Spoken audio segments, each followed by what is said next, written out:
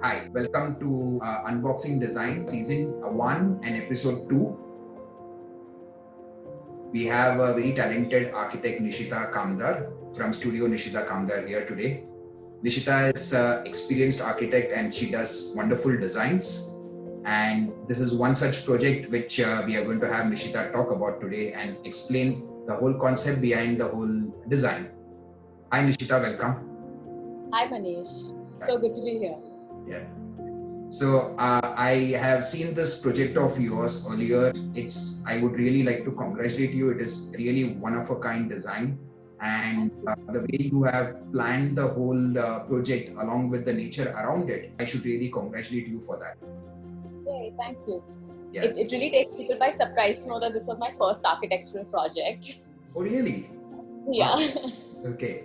So yeah, this is really one of a kind project which I have found, and it really speaks a lot about your style of design and the way you have included nature. That is something I think most of the viewers, they would want to understand and learn about it. So why did you call it Under the Mango Tree?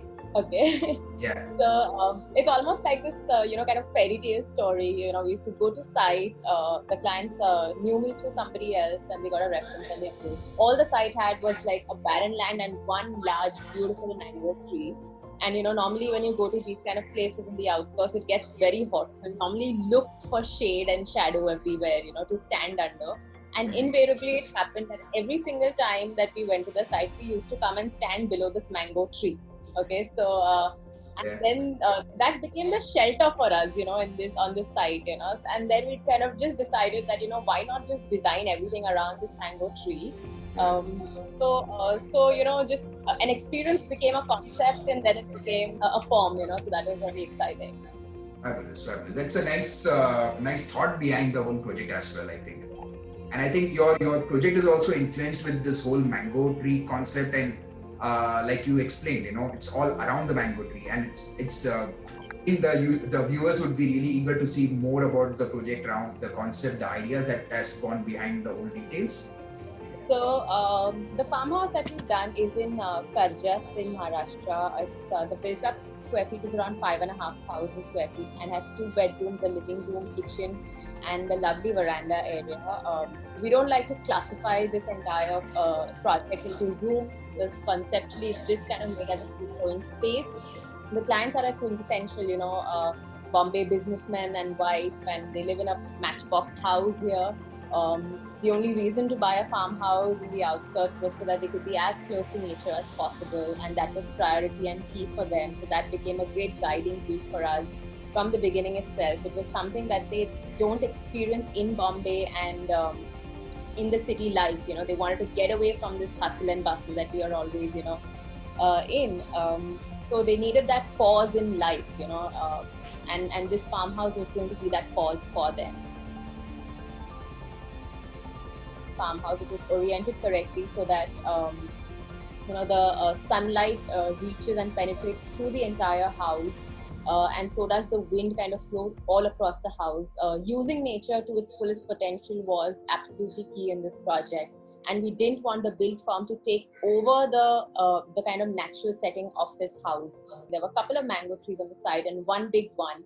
So we laid our entire foundation and our base around this mango tree, so that you get nice vistas of the tree as well as the farm from wherever you are on the plot. We wanted to keep the built space as minimal as possible, so we went for steel structure, which became the skeleton of the entire project. All we have done in this project is just designed a beautiful architectural shell. A shell comprises of a flooring, a wall, and a roof. And those are the 3 elements that we have essentially designed. The rest of it is all taken care of by nature. Once we've laid the entire framework, we start classifying what is a public space and what is a private space within this entire house, and we start allotting rooms and semi-public spaces like the kitchen and the dining area. This is a very interesting factor that I realized that your veranda is technically not outdoor. It's a part of the indoor space, but it's open from both the sides. So I think that's the main focal point of the house. That was the idea. I think, where do you blur the line between architecture and interior design? You know, we're always, I don't know why we try to kind of bifurcate both these design fields. You know, it's supposed to be one at the end of it, you know. So we didn't want this to become an interior design job at all, you know. I mean, typical notion of an interior design. Yeah. So, you know, just the shell, which is the architecture of the entire building itself, becomes the design language of the interiors as well. And you don't need the fluff then. You don't need the decoration as such, you know, as people call it. And then the next, as we continue, you know, the walls comprise of just absolutely large 15 feet metal and glass windows, which can be completely opened up whenever you want and completely collapsed back when you don't want. This allows some maximum light to penetrate in, maximum air to flow through the entire space. And the fact that we made a very linear space also ensures air from one side flows right across to the other side, you know, by giving openings on both the ends. So you're also cutting down on electricity consumption within the house itself. You know, the clients never installed an air condition for like 2.5 years because you didn't need one. Wow, you know, so, I did not realize that. Obviously, later on, you know, the weather's kind of start getting a lot more hotter, so you end up needing it. And then the roof is again an exposed metal steel roof with wooden boarding that you can easily see from below. So that itself becomes a beautiful element. That was the structure, which was an essential, and that itself is designed beautifully to become the design language. And just to maintain the temperature, because Karjat has a very, very high temperature during the summers, we use a thin layer of SPS roofing, which brings down the temperature by almost 5 degrees. And that again helps us in controlling the temperature within the space as well, keeping it very cool there. So that is how the entire shell was made, and honestly, this is how the design was done. There's nothing about the interiors that I have to say, because literally this is all we did. And you know, when you see the plan itself, it's a very clean, linear plan that we've done with a couple of solid, you know, spaces which are, you know, private bathrooms or rooms, and the rest is completely open. You know, we've not intentionally not even drawn the line of a glass window on our drawings, because it's important to understand how open this space was. And someone very wisely in college, you know, drilled it in me, you know, your design is as simple as the very first line you draw for it.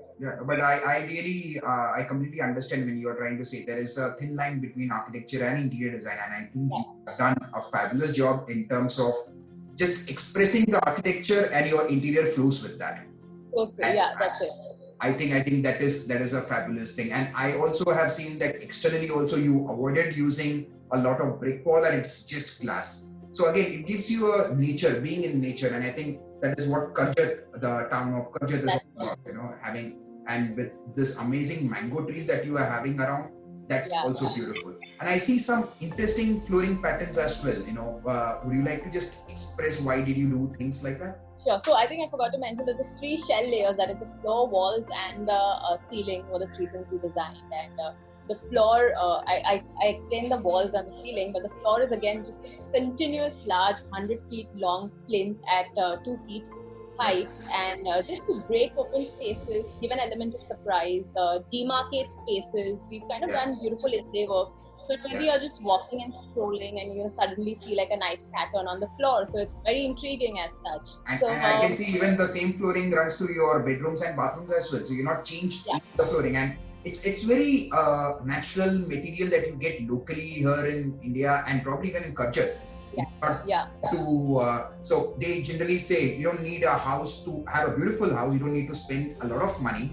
You can have a good design. I think beautiful design can be really simple. And the idea of sustainability is not just using materials, but it's also cost effectively using materials. It's also about reusing materials and every waste produce that you're creating on site. So here, you know, the entire wooden battens that we had on the roof were reused to make the door for both the bedrooms. So if you see the door, it's done in a diagonal pattern, because that's how much, you know, that's the plank size we had left. So we kind of decided to reuse that instead of wasting it. You know, and I feel like, you know, restraint in design is a virtue that I think a lot of designers need to have, because, you know, the lesser you do, the more it will speak, you know. And I also see that your furniture, pieces of furniture, the selection of fabric, it is so perfectly toned down. It is not over the top. It's not being too loud. It's just perfect. Goes perfect, including the furniture pieces that you're having in the veranda. It goes so well with the surroundings. So Yeah, I think utility was the key. Honestly. So it's just earthy. It's simple. It's things that will stay on for like the next couple of years. You won't get tired of it. Yeah. So yeah, that's how simple the space is. Then you just put in like the basic essential furniture pieces that you need everywhere. That's your sofa and your center tables and your beds. And that's it. I think you have expressed your thought and the client's vision also very well here. I'm sure the client would have been happy. And I think Absolutely. this is one of really amazing project that I think a lot of our viewers would have been waiting to see in this episode. Yeah. Super. I'm so glad you liked it. All right. Thank you very much, Nishi. Okay. It was really nice talking to you, and you explained really beautifully, very well, the whole idea and concept behind the project. Thank you. Thank you so much, Manish. Thanks for having me.